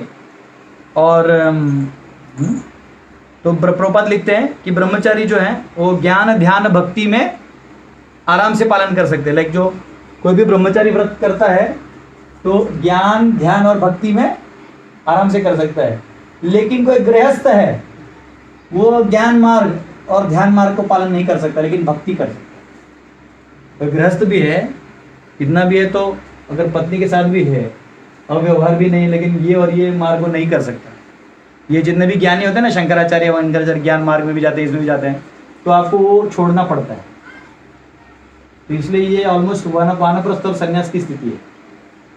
और ये जो है गृहस्थ भी इसको कर सकता है, क्योंकि भक्ति का उससे कोई लेने देना। सिंपल, तो सबसे आसान क्या है, ठीक है। तो अब जो है, हाँ फिर और गृहस्थ ब्रह्मचारी कैसे भक्ति कर सकते हैं, इधर दिखा है, ठीक है। अब थोड़ा मैं आपको पातंजलि योग सूत्र के बारे में बताऊंगा कि ये जो सारे सूत्र हैं इसमें सब बताया गया है कि हम जब षड दर्शन के क्लासेस लेंगे लेवल 3 में तब सभी दर्शन सिखाएंगे, सांख्य दर्शन, योग दर्शन। तो तभी अभी क्या है, ये सारे जो डिटेल्स हैं वो इस लेवल से इस लेवल को ले जाने वाले हैं। लेकिन आज हमारा समय उतना नहीं है और मुझे किसी भी हाल में, कितने श्लोक हुए हैं? हाँ 14 हुए ना, तो मुझे कम से कम 25 तक पहुंचना है और 10 श्लोक मुझे किसी भी हाल में खींचना है। रफ्तार सिंह बनना है मुझे आज तो तो इसलिए मैं सिर्फ आपको बता दे रहा हूँ कि यहाँ क्या क्या है। ये योग पातंजलि योग सूत्र हैं। जो एक्चुअली योगी बनना चाहते हैं उनको ये पढ़ना चाहिए। योगा मैट लेके ना लौंडियाबाजी नहीं करना चाहिए।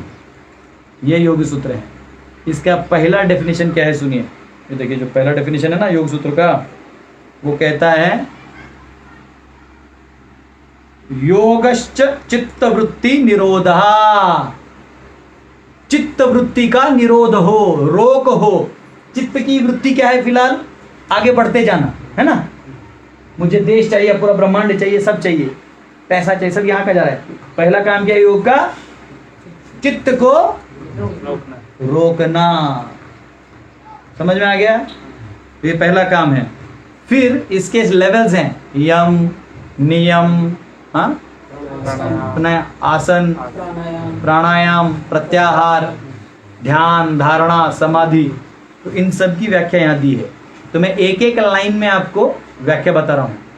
योग सूत्र 1.2 में उसका डेफिनेशन है, ठीक है। अब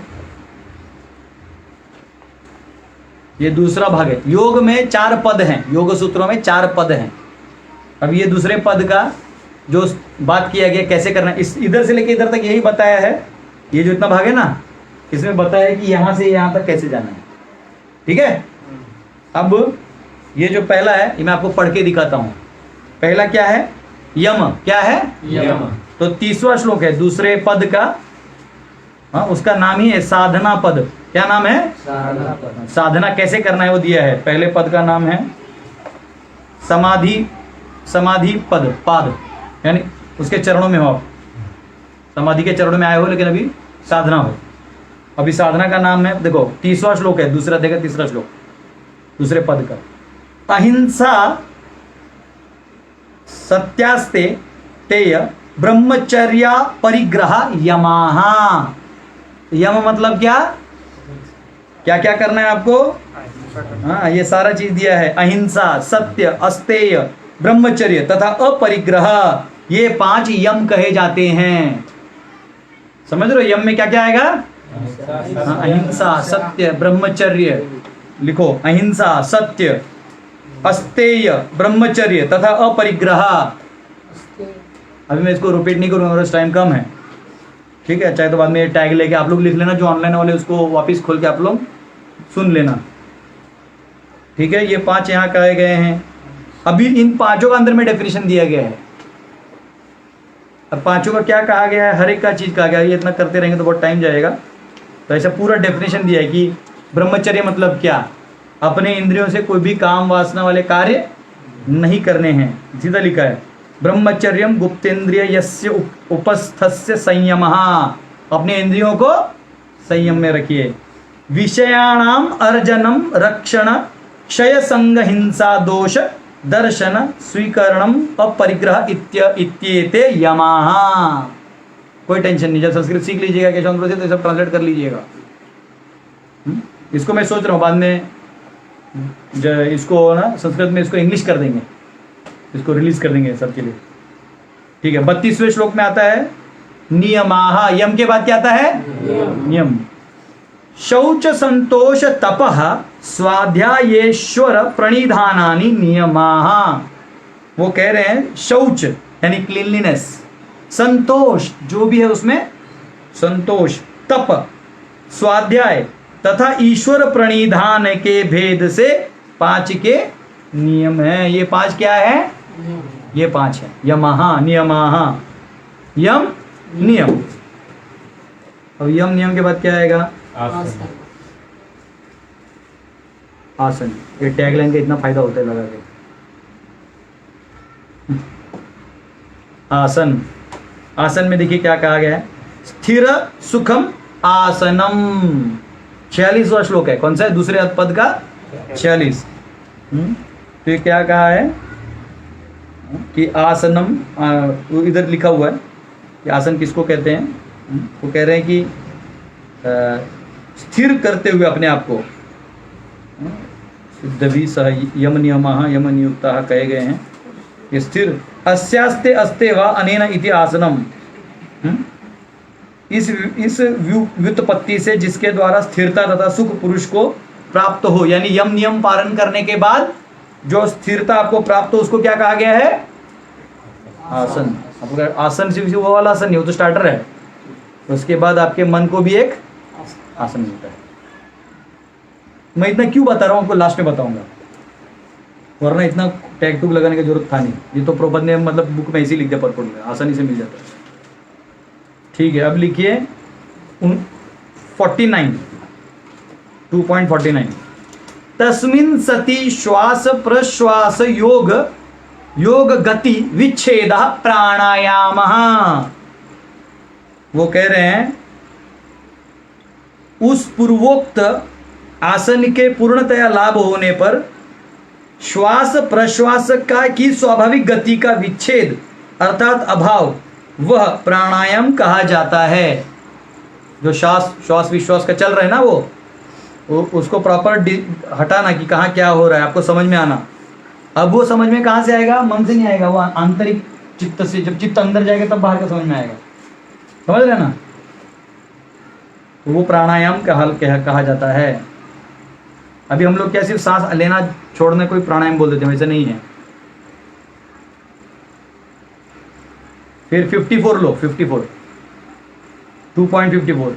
स्विषयान संप्रयोगे चित्त स्वरूपानुकार इवेंद्रियाणाम प्रत्याहार। वो कह रहे हैं कि प्रत्याहार कौन है, अर्थात प्रत्याहार का लक्षण किस प्रकार है। तो इंद्रिय का अपने अपने विषयों से साथ सन्निकर्ष न होने पर, प्रत्याहार मतलब क्या, इंद्रियों का इंद्रिय विषयों से कनेक्शन नहीं होने पर चित्त के रूप के समान रूप हो जाना। यानी अब क्या हो जाएगा, इसका ये डिटैच हो गया और चित्त, ये सब क्या बन गया, ये भी क्या बन गया, चित्त बन गया। मतलब ये भी ज्ञानमय हो गया, आपको हेल्प करने लगा। अभी आपको नहीं समझ रहा, लेकिन मैं इसलिए बोल रहा हूँ कि ऑनलाइन बाद में किसी को काम आएगा। हाँ, इसको प्रत्याहार कहते हैं। नहीं, मैं इसलिए भी बता रहा हूँ, अंत में बताओ कि इतना मैंने टफ चीज़ आपको क्यों समझाया, आपको समझ में आएगा क्यों समझाया। फिर उसके अगला लेवल क्या है, धारणा। देशबंध निश्चित, देशबंध चित्तस्य धारणा। तो यहाँ पे कहा गया है कि देशबंध यानी देश के हृदय में ये जो सारे चक्र है ना, कौन से, हाँ, नाभि चक्र है। कहाँ पे नाभि चक्र है, नाभि में। हृदय पुंडरी के हृदय जगह में चक्र है। मूर्धनी ज्योतिष यानी कपार में। नासिकाग्रे नाक के अग्र में। जिह्वाग्रे जीव के अग्र में। इति एवं आदिशु देशेषु ऐसे अंतर देश के रूप विषय में, अथवा हिरण्यगर्भ तथा सूर्य आदि बाह्य देश रूप विषय में जो चित्त का संबंध केवल वृत्ति द्वारा संबंध रखता है, वृत्ति यानी उनकी जो वृत्तियां हैं बस उतना ही संबंध रखता है, उसको कहते हैं धारणा। और माफ करिएगा, ये जो श्लोक था वो तीसरे विभूति पाद कहा जाता है। ये तीसरा अध्याय, उसका ये पहला श्लोक था। अब धारणा के बाद क्या आएगा, ध्यान। ये दूसरा श्लोक है 3.2। तत्र प्रत्ययिकातानता ध्यानम, यानी तत्र उस हृदय देश रूप में विषय में जो ध्येयकार चित्त वृत्ति की एकाग्रता, वह ध्यान कहा जाता है। तुमको समझ कुछ नहीं, लेकिन फिर भी मैं पढ़ा रहा हूं, उसका भी एक कारण है। अब तीसरा श्लोक है समाधि। 3.3 क्या है, लास्ट वाला स्टेट देखो क्या है। मैं जब योग दर्शन पढ़ाऊंगा तो यही चीज को फोड़ फाड़ के अच्छे से पढ़ाऊंगा, पर अभी समझ लो। तदेवार्थम अत्र निर्भासम स्वरूप शून्यम इव समाधि। हाँ, तो ये कह रहे हैं, हाँ, समाधि क्या है, तो वही पूर्वोक्त ध्यान जो पिछला ध्यान था, जब ध्येय स्वरूप मात्र का प्रकाशक एवं वही जो ध्यान है वो अब किसको ध्यान दिलवा रहा है, भगवान की तरफ। स्वरूप शून्यम इव, अपने ध्यानाकार रूप से रहित के जैसा हो जाता है, उसे समाधि कहते हैं। और समाधि के अंत में आपको क्या दर्शन होना है, वो चौथे पद के 34वें श्लोक में, यानी लास्ट वाले श्लोक में पता चलता है। वो सुनिए क्या है। पुरुषार्थ शून्यानाम गुणानाम प्रतिप्रसवः कैवल्यम स्वरूप प्रतिष्ठा वाचित शक्तिर इति। कहा गया है, समाप्त हो गया है भोगा पूर्व पुरुषार्थ, जिनका ऐसे कृत कार्य रूप से पुरुषार्थ शून्य एवं बुद्धियादि रूप से परिणात गुणों का जो प्रतिप्रसव अर्थात प्रतिलोप रूप से अपने आप के कारणों के लय द्वारा प्रधान से लय होना है, यह प्रधान कैवल्यम कहा जाता है। और स्वरूप प्रतिष्ठा चित्त शक्ति ही। पहले क्या था, चित्त शक्ति से क्या किया, पहला श्लोक क्या था 1.2 निरोधः। अंतिम श्लोक क्या है, स्वरूप प्रतिष्ठा। वही चित्त शक्ति से क्या दिखेगा, स्वरूप प्रतिष्ठा। किसका स्वरूप, 3 स्वरूप दिखाई देंगे। ये जो विषय है ये सारे प्रधान दिखाई देंगे। इसके आगे क्या दिखाई देंगे, प्रधान, ब्रह्म ज्योति के स्वरूप ओरिजिनल फॉर्म में। आप अपने आप को देख सकते हो और परमात्मा को देख सकते हो, क्योंकि आपने इतना कर दिया है तो परमात्मा अपनी स्व इच्छा से दर्शन देते हैं। उनको देखने का अधिकार आपको नहीं, लेकिन स्व इच्छा से आपको अंदर परमात्मा का दर्शन दे देते हैं। इसको कहते हैं योग की पूर्णता। अब मुझे बोलो, इन सब में ज्यादा आसन कौन सा था, ये काम सही था ज्ञान सही है, क्या सही है कि भक्ति सही है। हरे कृष्णा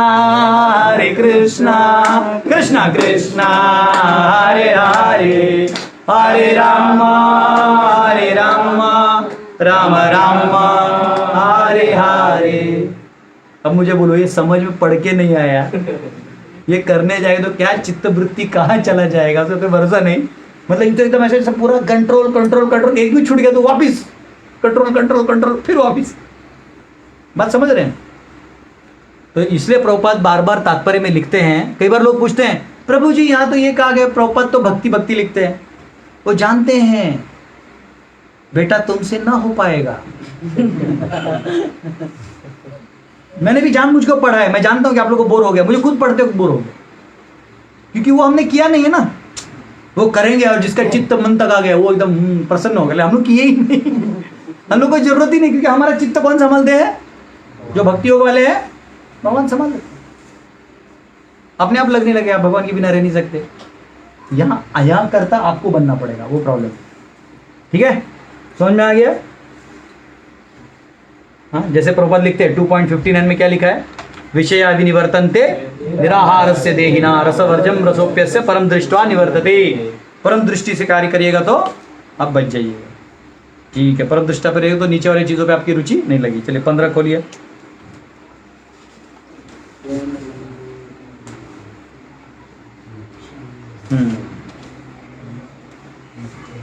तो 15 खोलिए।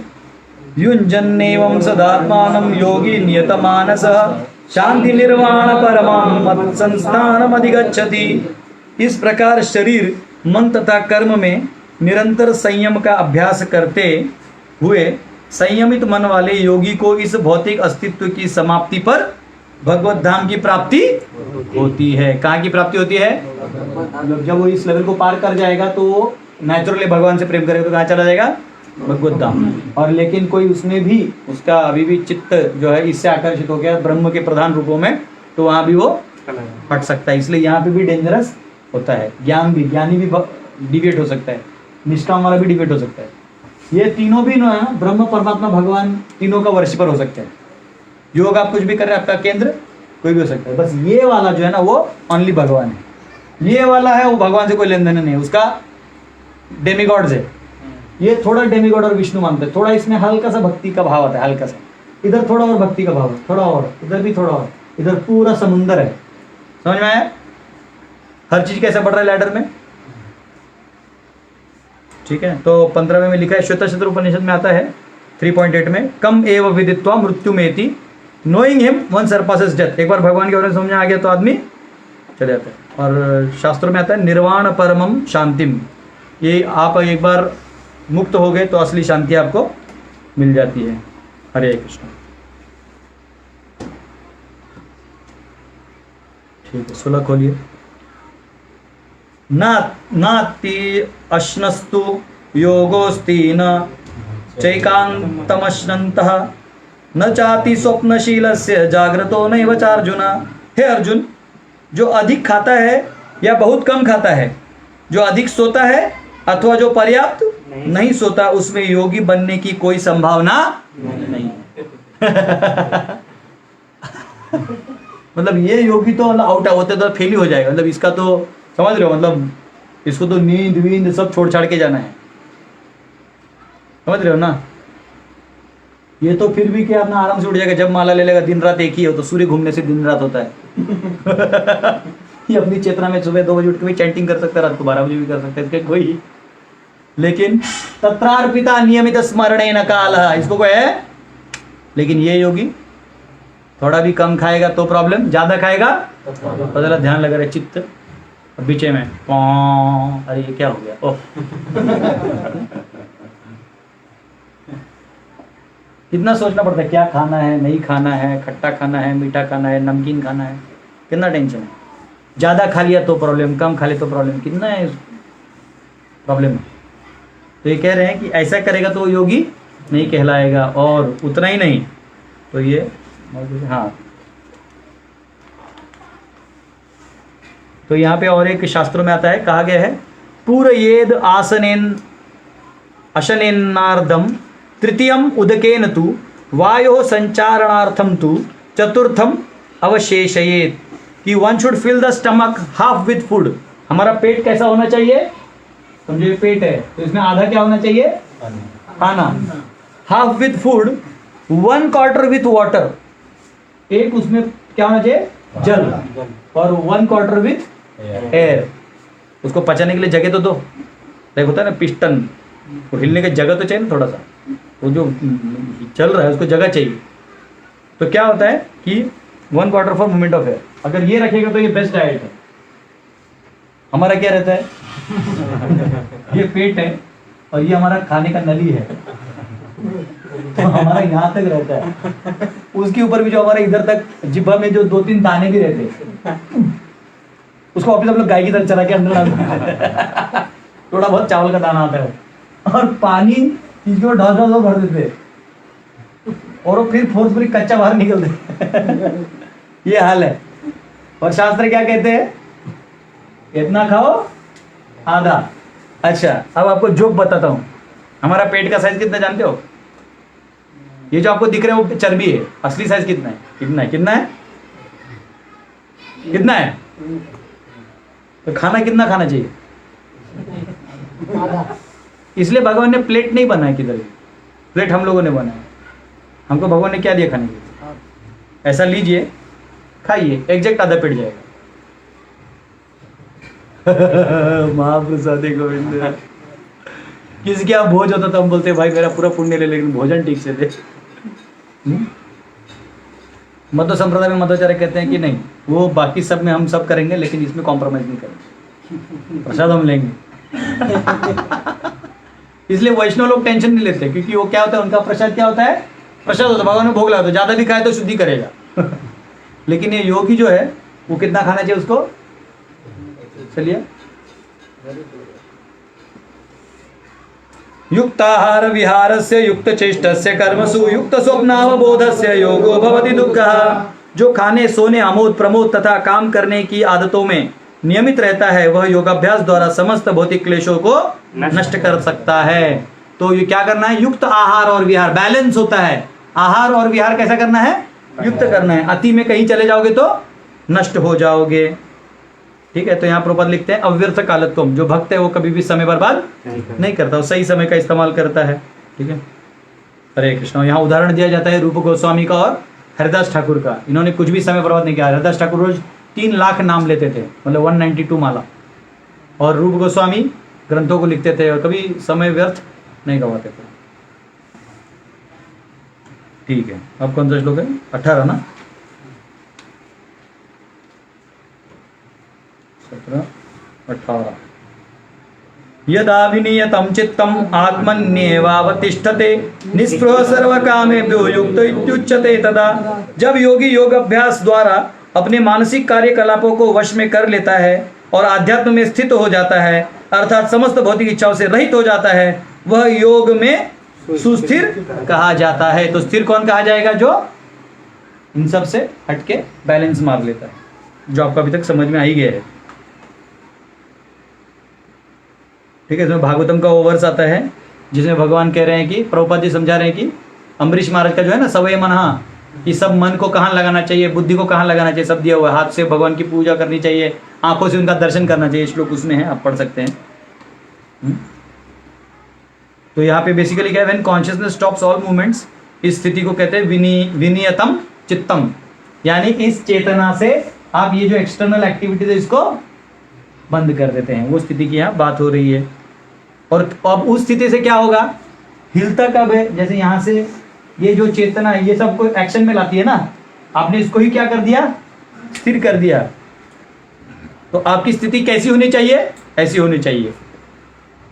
यथा दीपो निवातस्थो नेंगते सोपमा स्मृता योगिनो यत चित्तस्य युञ्जतो योगमात्मनः। जिस प्रकार वायु रहित स्थान में दीपक हिलता डुलता नहीं है, उसी तरह जिस योगी का मन वश में होता है, वह आत्म तत्व के ध्यान में सदैव स्थिर रहता है। अब उसको विचलित होने का कोई जरूरत नहीं, क्योंकि हवा आ ही नहीं रहा है। हवा आता है तो क्या होता है, दिया दीप वो हिलता है, वो शांत से एकदम ऐसा होता है ना, क्या होता है दीप का, ऐसे एकाग्र हो जाता है। अब 20 से 23 खोलते हैं। यत्रो परमते चित्तम निरुद्धम योग सेवया यत्र चैवात्मनमात्मानं पश्यन्नात्मनि तुष्यति सुखम मत्यांतिकम यद्दत् बुद्धिग्राह्यं यतेन्द्रियं वेत्ति यत्र न चैवायं स्थितश्चलति तत्त्वतः यं लब्ध्वा वाचा परं लभं मन्यते नाधिकं ततः यस्मिन् स्थितो न दुःखे न गुरुणपि विचाल्यते तं विद्या आहु दुःख संयोग वियोगम योग संहितम। ये 23 जो टोटल 2 लाइन होना चाहिए, एक इधर आ गया एक उधर जाने वाला 24 में, ठीक है। सिद्धि की अवस्था में जिसे समाधि कहते हैं, मनुष्य का मन योग अभ्यास के द्वारा भौतिक मानसिक क्रियाओं से पूर्णतया संयमित हो जाता है। इस सिद्धि की विशेषता यह है कि मनुष्य शुद्ध मन से अपने को देख सकता है और अपने आप में आनंद उठा सकता है। उस आनंदमय स्थिति में वह दिव्य इंद्रियों द्वारा असीम दिव्य सुख में स्थित रहता है। इस प्रकार स्थापित मनुष्य कभी सत्य से विपथ नहीं होता और इस सुख की प्राप्ति हो जाने पर वह इससे बड़ा कोई दूसरा लाभ नहीं मानता। ऐसे स्थिति को पाकर मनुष्य बड़ी से बड़ी कठिनाइयों में भी विचलित नहीं होता। यह निसंदेह भौतिक संसर्ग से उत्पन्न होने वाले समस्त दुखों से वास्तविक मुक्ति है। बेसिकली वो क्या कह रहे हैं, अभी उसको सुख कहाँ मिलने वाला है, सुखम अत्यांतिकम, अत्यंतिका एंड नहीं है इसको, यत्तत् बुद्धि ग्राह्यम यतीन्द्रियम। कहाँ चला गया वो उसका चेतना, अंदर चला गया, ठीक है। ये यहाँ पे कहा गया है और मैंने सब आपको पातंजलि योग सूत्र 4:34 पे आपको बताया, जिसमें कैवल्यम की बात की गई है। तो ये कैवल्यम जो है वो चित्त शक्ति से ही संभव है। अब ये कौन सी चित्त शक्ति है, चित्त शक्ति भगवान की शक्ति है। किसकी शक्ति है, भगवान की अंतरंगा शक्ति है। उसके माध्यम से ही हम इसको प्राप्त कर सकते हैं। हरे कृष्ण। उसके बाद इसमें प्रभुपाद समझाते हैं, जैसे चेतो दर्पण मार्जन होता है ना, हाँ, जैसे हम लोग साफ करते हैं कांच को तो सब ठीक दिखाई देता है, तो वैसे क्योंकि आप यहाँ कचरा देख रहे हो ना, ये बंद हो गया और मन में भी जो इम्प्योरिटी थी हट गया और आप अभी एकदम क्लीन दिख रहा है, आपको सब क्लीन दिख रहा है अंदर में। वेदांत सूत्र 1:1:12 में कहा गया आनंदमयोभ्यासात्, भगवान आनंदमय पुरुष हैं और उनको ही आप देख के आप भी क्योंकि जीव हो, आप भी आनंदमय हो, उसका अनुभव आप करते हो।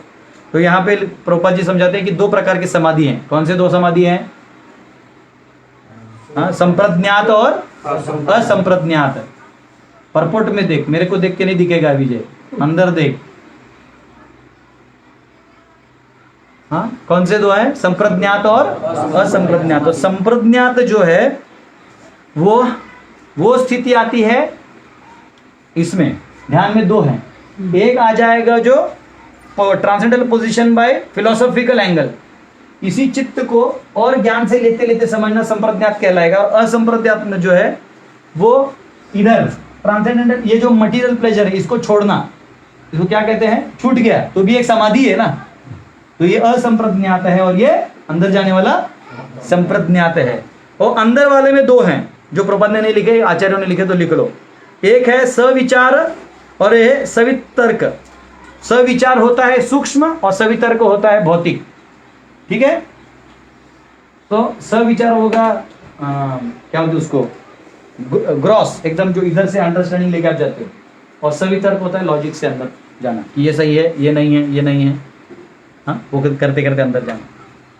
बस लिख लो, जब हम लोग योग वो पढ़ेंगे ना, षड दर्शन, तभी योग के ऊपर ज़्यादा फोकस करेंगे। तो यहाँ पे कहते हैं कभी कभी, लेकिन क्या होता है, प्रभुपाद जी लिखते हैं कि योगी जो है वो सिद्धि विद्धि से आकर्षित रहते, क्योंकि यहाँ जाते ही ना आप जैसे जैसे ऊपर जाइएगा आपको सिद्धि मिलते रहेगा। आप इच्छा करिएगा चीज आने लगेगा, प्राप्ति सिद्धि, ये सिद्धि, वो सिद्धि, तो वो डेंजरस रहता है। क्योंकि क्या कर सकता है आपको, कई कई योगी थोड़ा कुछ आ जाता है, पानी पे चलना, ये सब तो दिखाना चालू कर देते हैं। एक बार तुकाराम महाराज नदी पार कर रहे थे, तो एक योगी आया दिखाने के लिए तुमसे बड़ा मयूर, पानी पे चल के दिखाया। तो तुकाराम महाराज पार किए, नावी वाले को 25 पैसा दिए, बोले देख तेरे सिद्धि का 25 पैसा कीमत है। समझ रहे हो? तो ये ध्यान योग से आदमी को सिद्धि मिल सकता है, कुछ और मिल सकता है। और कई बार वो लिखते हैं कि कुछ योगी उसमें फिर काम वास्ता में चला जाते, उनका स्टेमिना बढ़ जाता है ना, तो सोचते हैं हम उसका फुल फायदा उठाएंगे, यहाँ घुस सकते हैं, तो इसलिए डेंजरस है। तो जो गोल है वो चला जाएगा।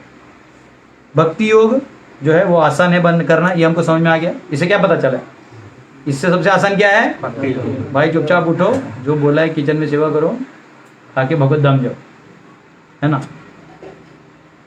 ठीक है, योग सूत्र 1.2 ये सब मैंने आपको समझा ही दिया था। तो यहाँ पे कहा गया है, प्रभुपाद बोलते हैं, आचार्य भी कहते हैं कि हमको हमारा प्रयास नहीं छोड़ना चाहिए, क्योंकि यहाँ से यहाँ उठने में प्रयास है, यहाँ से यहाँ उठने में प्रयास है, यहाँ से यहाँ, यहाँ से यहाँ, और यहाँ से यहाँ जाने में प्रयास है। और प्रयास में किसका जरूरी है, किसका बैकअप होना जरूरी है, तो बोले लेकिन प्रयास नहीं छोड़ना चाहिए, चाहे मन करे या न करे। तो उदाहरण देते हैं, जैसे एक पंछी था, उसका अंडा समुद्र ने ले लिया, तो नारद बोले अरे छोड़ दो ना, क्यों उसके पीछे लगे हो, समुद्र को बोला मेरा अंडा दो, अंडा दो। बोले वो नहीं मानेगा, बोलते नहीं मैं कुछ भी, वो मैं इसको सुखा दूंगी। तो पानी लेके निकालने लगी। तो नारद ने जाके गरुड़ को बताया कि देखो ऐसा है। तो गरुड़ जी ने जाके ऐसे सिर्फ उसको अपने पंख से हिला, तो सारा समुद्र जो वो ये होने लगा, विचलित होने लगा। बोले माफ़ करिए, माफ़ करिए, को अंडा दे दिया। तो वैसे भक्ति योग में क्या है, कोई भी में भगवान देखते हैं कि आप यहाँ से यहाँ जाना चाहते हो, तो ऐसे नहीं कि वही मदद करते हो, यहाँ भी आपको मदद करते रहते हैं। ठीक है, ये इसका 24 को लिए स निश्चयेन योक्तव्यो योगो निर्विण्ण चेतसा संकल्प प्रभवान् कामान् त्यक्त्वा सर्वान् शेषतः मनसैवेन्द्रिय ग्रामं विनियम्य समन्ततः। मनुष्य को चाहिए कि संकल्प तथा श्रद्धा के साथ योग अभ्यास में लगे और पथ से विचलित न हो। उसे चाहिए कि मनोधर्म से उत्पन्न समस्त इच्छाओं को निरअपवाद रूप से त्याग दे और इस प्रकार मन के द्वारा सभी और ओर से इंद्रियों को वश में कर ले। इसलिए प्रभुपाद इसका कहते हैं कि वश में करने के लिए बहुत अच्छा फॉर्मूला है, कौन सा, उपदेशामृत का। क्या कहते हैं, उत्साहात् निश्चयात् धैर्यात् तत्तत् कर्म प्रवर्तनात् संग त्यागात् सतो वृत्ते षड्भिर्भक्ति प्रसिद्ध्यति। क्या क्या होना चाहिए, उत्साह होना चाहिए कोई भी काम में। उत्साहात् निश्चयात्, निश्चय कर लेना चाहिए, डिसीजन। धैर्यात्, हमें आज नहीं मिला तो कल मिलेगा, हम प्रयास करते रहेंगे, आधे में छोड़ के नहीं जाना। तत्तत् कर्म प्रवर्तनात्, अपने अपने दिए हुए कार्य को करते रहो। संग त्यागात्, संग करो ऐसे लोगों का। सतो वृत्ते, भक्तों का संग करो और जो गलत काम है उसको छोड़ो। ठीक है, 25वां खोलिए। शनै शनैर उपरमे बुद्धया धृति गृहीतया आत्मसंस्थानं मनः कृत्वा न किंचिदपि चिंतयेत्। धीरे धीरे क्रमशः पूर्ण विश्वास पूर्वक बुद्धि के द्वारा समाधि में स्थित होना चाहिए और इस प्रकार मन को आत्मा में ही स्थित करना चाहिए तथा अन्य कुछ भी नहीं सोचना चाहिए। मन को कहाँ स्थित करना है, आत्मा में स्थित करके, और कुछ भी नहीं सोचना है। तो यहाँ प्रभुपाद जी 2 शब्द लिखते हैं, गोस्वामी और गोदास। गोस्वामी किसको कहा जाता है, जो इंद्रियों को निग्रहित कर ले, और गोदास कौन है? इंद्रियों के वश में। इंद्रियों के वश में फंसा हुआ है। 26 है ना, वो सॉरी 26 में ये कहते हैं जो मैं भी बोला, गोदास और गोस्वामी। लोग यतो यतो निश्चलति मनश्चंचलम अस्थिरम ततस्ततो नियम्य तद आत्मन्येवान वशम नयेत। मन अपनी चंचलता तथा अस्थिरता के कारण जहाँ कहीं भी विचरण करता है, मनुष्य को चाहिए कि वह उसे खींचे और अपने वश में लाए। आप कौन हैं? आत्मा। मन किसके वश में होना चाहिए? आपके।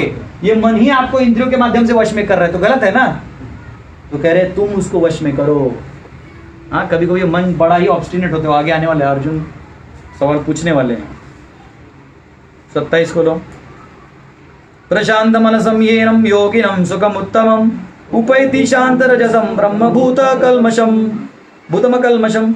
जिस योगी का मन मुझ में स्थिर रहता है, वह निश्चय ही दिव्य सुख की सर्वोच्च सिद्धि प्राप्त करता है। वह रजोगुण से परे हो जाता है। वह परमात्मा के साथ अपनी गुणात्मक एकता को समझता है और इस प्रकार अपने समस्त विगत कर्मों के फल से निवृत्त हो जाता है। मद भक्तिम लभते पराम, उसको सब मिल जाता है। 28 खोलिए। युञ्जन्नेवं सदात्मानं योगी विगत कल्मषः सुखेन ब्रह्म स्पर्शम अत्यंतम सुखमश्नुते। इस प्रकार योग अभ्यास में निरंतर लगा रहकर आत्म संयमी योगी समस्त भौतिक कल्मश से मुक्त हो जाता है और भगवान की दिव्य प्रेमा भक्ति में परम सुख प्राप्त करता है। तो क्या करता है? यहाँ तो हट गया तो वो एक्टिव तो रहेगा, फिर किसके? इनके सेवा में वो सुख में रहता है। हरे कृष्ण। 29 सर्वभूतस्थम आत्मानं सर्वभूतानि चात्मनि ईक्षते योग युक्तात्मा सर्वत्र समदर्शनः। वास्तविक योगी समस्त जीवों में मुझको तथा मुझ में समस्त जीवों को देखता है। निसंदेह स्वरूप सिद्ध व्यक्ति मुझ परमेश्वर को सर्वत्र देखता है। तो यहाँ क्या कह रहे हैं भगवान कि जो व्यक्ति है वो मुझे सब जगह देखता है। ईश्वर सर्वभूतानां हृदय अर्जुन तिष्ठति। मैं सबके हृदय में हूँ, ये वो देख लेता है, इसलिए किसी का वो नहीं करता। स्मृति में एक वो श्लोक आता है, कहा गया है भगवान को माँ के समान कहा गया। कहते हैं आतत्वात् च मातृत्वात् आत्मा ही परमो हरि। The supreme lord is called atma because he is pervading everywhere and knows everything like mother. भगवान को किसकी उपमा दी गई है? माँ की उपमा दी है। इसके ऊपर हम जब 13वें अध्याय में जाएंगे, न्याय का विषय का अभ्यास करेंगे, तब इसका विस्तार हम वहां करेंगे। और वो जो भक्त है वो मुझे सब जगह देखता है और मैं उसको सब जगह देखता हूं, ऐसा भगवान अगले श्लोक में कहते हैं।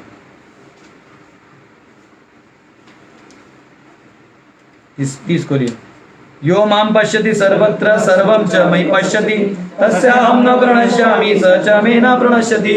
जो मुझे सर्वत्र देखता है और सब कुछ मुझ में देखता है, उसके लिए न तो मैं कभी अदृश्य होता हूं और न वह मेरे लिए अदृश्य होता है। हाँ, तो यहाँ ब्रह्म संहिता को कोट करते बोलते प्रेमांजन चुरित भक्ति विलोचनेन संता सदैव हृदयेषु विलोकयन्ति यं श्याम सुंदर गुण अचिंत्य स्वरूपम गोविंदमादि पुरुषम तमहं भजामि। जिसके आंख में प्रेम भरा है और सब जगह मुझे ही देखता है, वो मेरे लिए कभी भी गायब नहीं होता है। ये यहाँ पे कहा गया है। ठीक है, 31 को लिए 31 को लिए सर्वभूत स्थितम यो माम भजति एकत्वमास्थितः सर्वथा वर्तमानोऽपि स योगी मयि वर्तते। जो योगी मुझे तथा परमात्मा को अभिन्न जानते हुए परमात्मा की भक्ति पूर्वक सेवा करता है, वह हर प्रकार से मुझ में सदैव स्थित रहता है। कई लोग आत्मा और परमात्मा को एक समझ लेते हैं, जो गलती करते हैं। वो एक कब होगा? जब आपको आपकी चेतना यहाँ और यहाँ फंसी हुई है और यहाँ से आप जब अंदर जा रहे हो तो शुरुआत में आपको लगेगा सब एक है। जैसे जैसे आप नजदीक जाए तो बोलेगा ये बुद्धि अलग है, इसका कार्य अलग है, मेरे अहंकार का कार्य अलग है और मेरी मैं अलग हूं। और इधर तक पहुंचते पहुंचते पता चलता है परमात्मा भी अलग है। जो सैंक्शन करने वाले हैं वो मैं नहीं हूँ। शुरुआत में उसको लगता है मैं ही हूँ, लेकिन वो समझ में आ जाता है। ठीक है, तो यहाँ बहुत सारे उपनिषद और इत्यादि का अंदर में वर्णन है, वो आप सब पढ़ सकते हैं कि उसमें लिखा है। ठीक है, जैसे उसमें नारद पंचरात्र से आता है और भक्ति रसामृत से निखिलेश अवस्था से जीवन मुक्त से उच्चते, एक बार समझने के बाद मुक्त हो जाता है। गोपाल तापानी में आता है एकोपी सन बहुधा यो विभाति, दो he is one he exist in many, एक है लेकिन बहुतों में विस्तार करते हैं। मत्स्य पुराण से आता है एक एव परो विष्णु सर्वव्यापी न संशयः ऐश्वर्याद्रूपमेकं सूर्यवत् बहुधा एते. The Supreme Lord is Vishnu alone, all pervading. By his inconceivable potency, he makes one form in many. Just like sun spreads its rays everywhere. जैसे सूर्य सब जगह अपनी किरणों को भेजता है, वो जान जाता है कि मैं ही सब जगह विराजमान हूँ. हाँ, तो यहाँ कहा गया है कि उसको क्या दिखता है मालूम है ऐसे व्यक्ति को? अंदर में परमात्मा कौन से रंग के दिखते हैं? असती फूल है. कौन सा? अतसी. अतसी आप गूगल में डालिएगा, अतसी फूल नीला कलर का होता है, उस रूप में भगवान होते हैं. 32वां खोलिए. आत्मौपम्येन सर्वत्र समं पश्यति चोर्जुन यो च अर्जुन सुखम वा यदि वा दुखम स योगी परमो मतः. हे अर्जुन, वह पूर्ण योगी है जो अपनी तुलना से समस्त प्राणियों की उनके सुखों तथा दुखों में वास्तविक समानता का दर्शन करता है. तो यहाँ क्या कहा गया है कि जो समान देखता है, अब उसमें उसके दर्शन में क्या आता है? ये सब समान आने लगता है. तो कह रहा है ऐसे he is a perfect Yogi who bye comparison of his own self is the true equality of all beings both in their happiness and distress. चाहे सुख में दुख में सबको समान दिखता है. तो यहाँ प्रभुपाद जी लिखते हैं कि ऐसा व्यक्ति कौन है जो प्रचार करता है.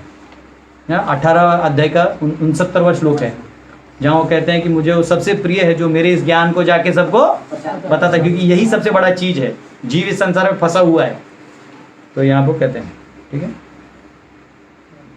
ठीक है. तो योगी जो है वो अपने उद्धार के लिए काम कर रहा है, और भक्त जो है वो सबके उद्धार का काम कर रहा है. हरे कृष्णा कृष्णा कृष्णा हरे हरे, हरे राम राम राम हरे हरे. तो कल 8:30 बजे क्लास होगा, और 8:30 बजे आपको 8:30 से 9:15 में क्लास लेके ये अध्याय खत्म कर दूंगा, और 9:15 से 9:30 में आपको बताऊंगा पेपर कैसे लिखना है, कैसे आपको लिंक आएगा, कैसे खोलना है आपको मैं उधर डिजिटल बोर्ड में दिखा दूंगा. ठीक है. हरे कृष्णा. श्रील प्रभुपाद की जय. और 9:30 से 11 एग्जाम होगा, और 11 से 12 जो जैसे शेड्यूल चल रहा था संस्कृत क्लास का वैसे चलते रहेगा. हरे कृष्ण.